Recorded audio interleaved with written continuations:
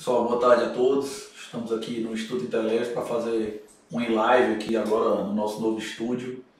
E hoje a gente tem o prazer de receber aqui o professor Ivo Carvalho, meu colega, professor lá da Faculdade Unicristo e procurador da ACE, doutor em Direito pela Universidade Federal do Ceará. Ivo, seja bem-vindo. Você já é de casa, né? Mas está aqui comigo inaugurando aqui o novo estúdio aqui nessa transmissão ao vivo com o pessoal. Então seja bem-vindo a esse novo projeto, né? Apesar de você já ser professor da casa. A gente vai bater um papo aqui sobre um pouco de planejamento tributário. A ideia basicamente é essa, desse primeiro em live, que é uma área da sua expertise. E eu queria que você começasse bem do básico, contando para a gente o que é planejamento tributário, assim.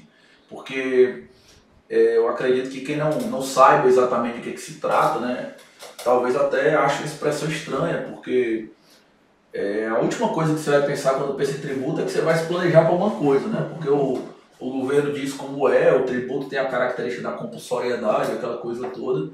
Então, até a própria expressão é interessante. Eu queria que você falasse um pouquinho para a gente primeiro do conceito assim, de planejamento tributário. Pois não. Primeiramente, boa tarde a todos. Eu agradeço o convite, professor Marden, de aqui estar mais uma vez no Instituto Inteligence. E é sempre um prazer, né, falar sobre direito tributário. Na área do direito tributário, uma das temáticas mais importantes e certamente que traz um maior grau de curiosidade de todos é a questão do planejamento tributário. E a gente, para entender a expressão planejamento tributário, a gente pode partir de algumas premissas, né, que são caras, são tão importantes ao direito tributário, como princípios constitucionais que estão já arraigados na nossa Constituição, princípios da legalidade, da isonomia, princípio da vedação com o fisco e, dentre outros princípios que não sejam totalmente tributários, mas são princípios constitucionais que constituem pilares da nossa democracia, como a liberdade econômica, livre iniciativa, propriedade privada, autonomia da vontade, dentre outros.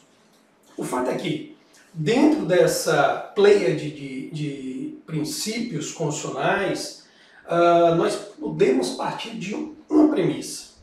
O cidadão, ele sim é obrigado a pagar tributos, mas ele não pode partir do pressuposto de que ele é obrigado a pagar ou a escolher caminhos para pagar sempre a maior carga tributária possível. Ele não tem o dever de ser o contribuinte a escolher sempre o melhor caminho para o fisco. Então, quando a gente pensa em planejamento tributário, nós devemos partir da premissa de que o contribuinte ele tem uma certa liberdade no âmbito da autonomia da vontade, no âmbito de sua autonomia privada, para realizar contratos, para dispor sobre sua propriedade, sobre seus bens, sobre sua família, enfim, toda a gama de direitos que lhe serve. Então, a ideia de planejamento tributário, ela parte desse princípio, de que o contribuinte pode e tem o direito de se planejar para pagar menos tributos, e isso não é necessariamente algo ilícito. Isso é uma coisa interessante, porque quando a gente recebe a ideia do tributo, assim, com essa ideia de compulsoriedade, né, você sempre acha que está submetido a um regime muito específico, assim. E sempre se imagina, né, pelo menos é o intuitivo, assim, que qualquer tipo de artifício que se use para pagar menos tributo ou para pagar de uma maneira mais suave, ele acaba sendo ilícito. E é dentro dessa lógica de o que pode e o que não pode ser feito que você vai ter ideias como evasão fiscal, ou elisão, ou elusão. Então eu queria que você explicasse para a gente um pouquinho a diferença desses conceitos aí, para a gente tentar entender um pouco melhor. Sim, quando a gente estuda planejamento tributário, uma série de conceitos são essenciais para que a gente entenda esses caminhos possíveis, os caminhos lícitos ou ilícitos, né? Na doutrina, de um modo geral, é mais corriqueiro se analisar dois conceitos básicos, elisão e evasão. São dois conceitos que você encontra em qualquer manual. A elisão, ela consiste, a elisão tributária, alguns chamam de elisão fiscal, isso depende do ponto de vista, mas a elisão seria aquele conjunto de atos praticados pelo contribuinte, pessoa física ou pessoa jurídica, tendentes a evitar a ocorrência de um fato gerador, de um tributo, ou seja, ele realiza outro fato que não é um fato passivo de incidência de um tributo. Evitar essa ocorrência, postergar essa ocorrência, ou simplesmente escolher determinado caminho de modo a que se incida uma alíquota menor dentro das possibilidades da legislação. Então, qualquer um desses caminhos são caminhos lícitos permitidos pela legislação. Isso estaria dentro do campo chamado elisão.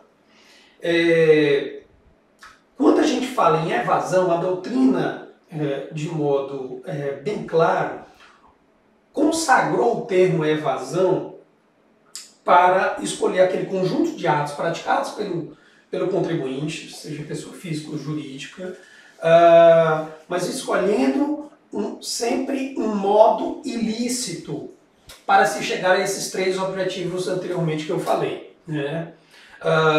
De modo que esse caminho ilícito ele já estaria tipificado, e aí a gente chega a um ponto comum de interseção do direito tributário com o direito penal, ele já estaria tipificado em tipos previamente descritos na nossa legislação, normalmente na lei de crimes contra a ordem tributária.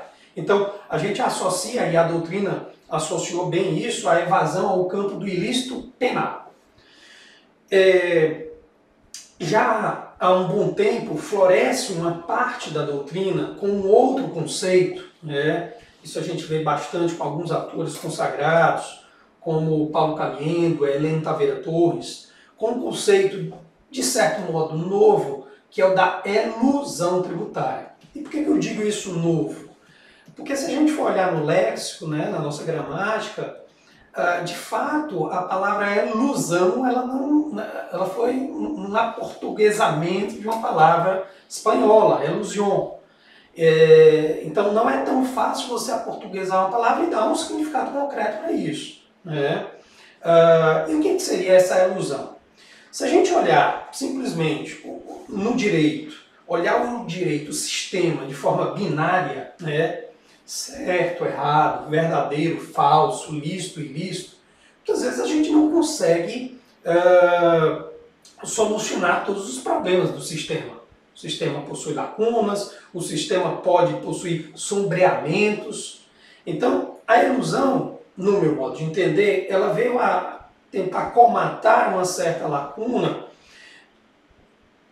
na atuação de certos contribuintes. Veja bem, quando a gente usa a elusão, e esses autores que eu citei utilizaram essa expressão nesse sentido, nós podemos caracterizar a elusão como um conjunto de atos praticados pelo contribuinte, pessoa física ou jurídica, na tentativa de obter aqueles objetivos que eu tracei anteriormente. Agora, qual é o modo que ele faz isso? De que maneira ele chega a atingir esses objetivos? Utilizando-se de certos artifícios legais. Não necessariamente esses artifícios legais são atos ilícitos tipificados como crimes. São ilícitos, porém podem ser ilícitos de natureza civil. Se a gente olhar o nosso sistema civil, no direito civil brasileiro, nós temos uma série de chamados vícios do negócio jurídico, institutos bem claros do direito privado, que estipulam certas violações à lei, mas são ilícitos civis. Por exemplo, negócios jurídicos indiretos, abuso de direito, abuso de formas jurídicas, simulação, fraude à lei. Portanto, há uma série de outros mecanismos que podem gerar esse ilícito civil e ficarão nessa zona de sombreamento entre a elisão fiscal e a evasão fiscal. Por isso a gente denomina de elusão. Você falou, tocou num ponto importante no final, falando sobre essa questão do ilícito civil, dos atos, da validade dos atos. E realmente é uma situação interessante, na qual em vez de optar entre o lícito e o ilícito, parece que o contribuinte está optando entre o ilícito civil e o ilícito criminal, né? Então deixa de ser uma espécie de qual sanção é mais suave. Mas dentro dessa área do direito civil, assim, eu acho que a gente, na ideia do planejamento tributário, me parece que existe um flat aí, uma zona tênue entre o que é autonomia da vontade, o que é liberdade e um eventual abuso de direito que pode resultar em fraude. Queria que você falasse um pouquinho para a gente se realmente o planejamento tributário trabalha nessa zona de penumbra, assim, nessa zona tênue, porque a priori a pessoa tem liberdade contratual, né, ela tem liberdade de planejar suas finanças, mas essa autonomia da vontade pode, às vezes, descambar numa fraude, numa violação de direito, num abuso, e eu queria que você falasse um pouquinho para a gente. Pois bem. Infelizmente, é fácil constatar que o sistema tributário brasileiro é um sistema complexo, né? E quando a gente chama de um sistema complexo, ele não é só complexo para o contribuinte, ele é complexo para o fisco também, né? Então, nesse sentido, há uma série de caminhos possíveis a serem tomados para se chegar a um determinado objetivo. A gente pode ver o campo do direito privado deve sempre se primar por liberdade contratual, autonomia de vontade. Mas é claro que nenhum campo do direito vive isoladamente, né? A clássica frase de que o direito é único e indivisível. Desse modo, os institutos do direito civil, do direito privado, eles devem sim coexistir com os limites que o sistema tributário brasileiro nos dá. Quando se pensa quais são esses limites, aí sim é que a nossa legislação, e é quase impossível que se trace exatamente todos esses limites. Onde é que eu quero chegar? Se a gente for estudar um pouquinho, voltar um pouquinho na história, vários países, esse tema do planejamento tributário é estudado em vários países, né? Não é uma peculiaridade do sistema brasileiro. Então, na minha dissertação de mestrado, a gente estudou sistemas da Alemanha, da Espanha, da Itália, Estados Unidos, etc., vários outros países. E há um certo fundamento metodológico para uma teoria que se quer implantar no Brasil, mas isso tudo depende, claro, de aprimoramentos, de características peculiares a cada sistema, que é, por exemplo, a teoria do propósito negocial. Então, o que, por exemplo, o fisco brasileiro, claro, sempre quer regulamentar, é a chamada teoria do propósito negocial. O que seria ela? É estabelecer limites ao planejamento tributário, ou seja, o contribuinte somente poderia arranjar formas de novos institutos ou escolher um contrato, uma determinada forma contratual ou uma determinada forma de reorganização societária, caso o propósito não seja tão somente economia de tributos. Veja, eu acho extremamente perigoso esse tipo de fundamento, né, de aplicação dessa teoria no direito brasileiro. Essa teoria, por exemplo, só para contextualizar, ela já teve fundamento numa época, por exemplo, de Segunda Guerra Mundial, na Alemanha, onde era necessário, né, um soerguimento da economia, no caso alemã, para se ter uma economia mais robusta.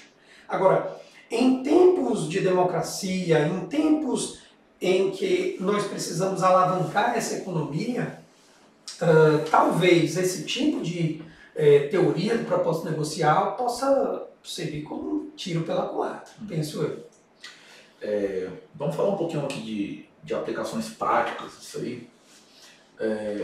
De repente alguém pode estar assistindo a gente, algum dos seguidores do Inteles, e é muito comum a pessoa pensar, realmente existem margens, eu estou lá na minha empresa, ou eu advogo com uma determinada empresa, e realmente eu consigo ver alguma margem de manobra, mas às vezes eu sofro porque a margem de manobra de um tipo societário é diferente do outro. Será que, eu queria que você falasse para a gente se essa ideia de planejamento tributário, ela trabalharia com a ideia de reorganização societária, por exemplo, ou se cada tipo de sociedade, independente de que tipo for, já vai conseguir realmente a empresa encontrar os seus caminhos, já tem uma espécie de mapa para cada tipo de empresa. Como é que você, assim que trabalha com isso na prática, consegue perceber isso? Claro que o papel do planejamento, né, quando você traça aí estratégias para isso, não há um mapa pronto, né? Se fosse assim, seria muito simples, seria muito fácil. Na verdade, realmente é um trabalho complexo que analisa uma série de características de cada empresa. Então, para, por exemplo, fazer uma reorganização, uma organização, eu digo de modo inicial, ou uma reorganização societária, quando a empresa já está fluindo aí, exercendo suas funções no mercado, uma série de fatores tem que ser observado, né? Inicialmente, se ela já está operando, você deve verificar qual é o regime já de tributação, que tipo de empresa é. Uma sociedade anônima, é uma limitada, qual é o tipo societário que ela está. Ou ela já está num regime de simples, ela é uma micro ou pequena empresa. Então, a gente parte do pressuposto logo da natureza jurídica dela. Depois há outros fatores a de ser considerados, né? A área de atuação. Isso também é importante, porque uma empresa de serviços é diferente de uma empresa de comércio, é diferente de uma indústria. E mesmo em cada ramo de atividade, às vezes o objeto a ser prestado, ou seja, que tipo de serviço, que tipo de comércio, qual é o produto especificamente, pode fazer toda a diferença na tributação ou no melhor rearranjo. Exceto que há alguns tributos em que a legislação ela propicia uma maior reorganização. Por exemplo, quando você vai em tributos federais, você vai olhar alguns parâmetros, como lucro, receita e faturamento. Até porque nós temos 3 tributos que incidem sobre cada uma dessas facetas. Então, qualquer estratégia que se traz vai mexer nesses 3 fatores aí. Outra questão que pode se ver também é a questão relativa a contribuições, né? Ou seja, a quantidade de empregados que se tem, isso pode reverberar nas contribuições, porque é um fator que pesa também no balanço final da empresa. Eu acho que uma dúvida que talvez as pessoas tenham também é a seguinte: quando você vê uma empresa, você vê um cenário tributário muito complexo, né? Muito complexo, assim. Quando eu dava aula de previdenciário, por exemplo, quando eu ia dar aula de custeio, você dava aula para quem já era advogado e mesmo assim os caras chocavam com o tanto de contribuição previdenciária que existe. Isso que é uma espécie tributária, né? Dentre várias e tal. Então a empresa realmente ela tem dezenas de tributos para pagar, a margem de manobra é muito grande. Mas às vezes as pessoas podem ter uma dúvida que eu mesmo tenho, assim, que é saber se o conceito de planejamento tributário, ou entender planejamento tributário, é uma coisa que também teria utilidade, seria útil, por exemplo, para pessoas físicas. Às vezes você tem um advogado que atua mais com direito de família, com sucessões, com atividades diretamente de pessoas físicas, dos clientes dele.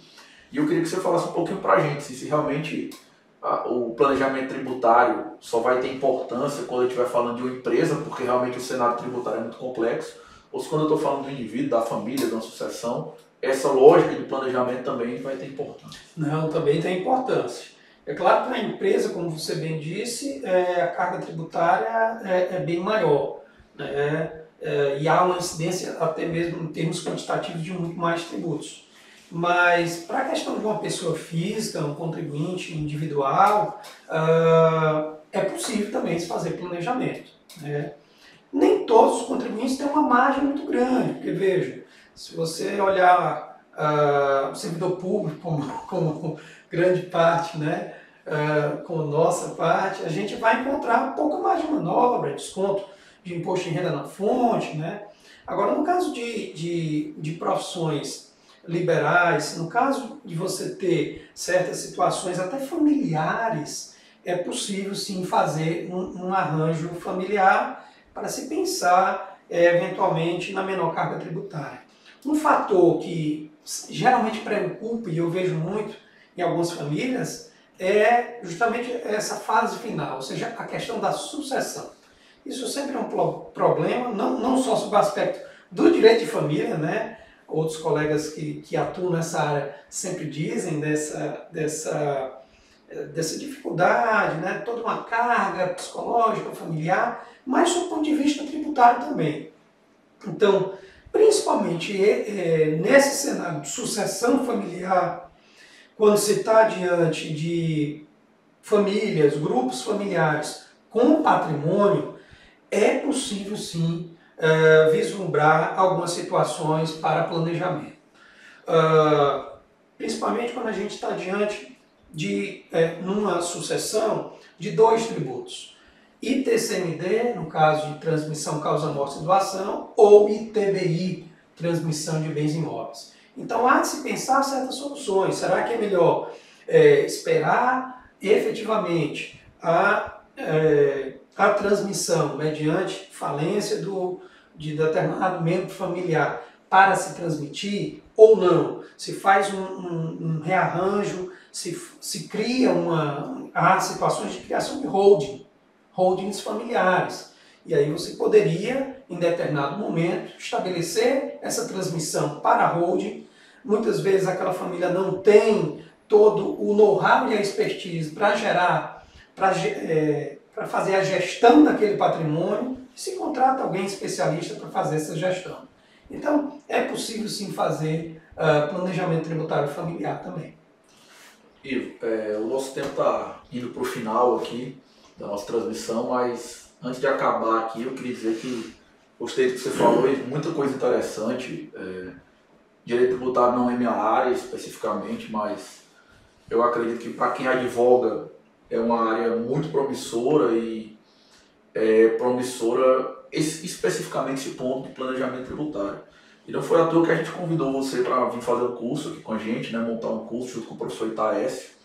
E eu queria que você falasse um pouquinho do seu curso aí rapidamente, como é que ele vai ser. Um curso mais voltado para a prática, né? A gente faz um curso aqui que é sempre com poucas pessoas, uma ideia de um ensino personalizado, com acesso próximo ao professor. Mas eu queria que você falasse um pouquinho dele aí para a gente. Bom, o nosso curso está estruturado, eu, professor Itaécio, vamos dividir essas matérias atinentes ao planejamento tributário. Temos um pouquinho da parte teórica para consolidar esses conceitos que eu tracei e pontuei aqui, mas logo a gente vai traçar os exemplos práticos nas mais diversas situações possíveis, tanto planejamento empresarial, reorganização societária, como as questões de planejamento familiar.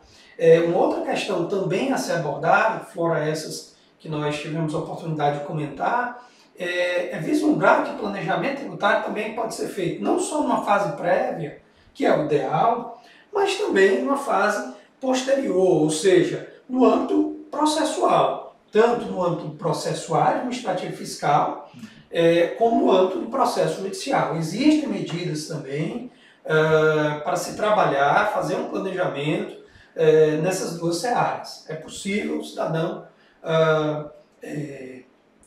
escolher o caminho tributário menos oneroso. Isso porque a nossa Constituição Federal permite e a gente vai traçar esses limites todos no curso. Ok. Ivo, agradeço a sua participação, obrigado. É sempre um prazer contar com você, que acredito que foi muito interessante para quem assistiu.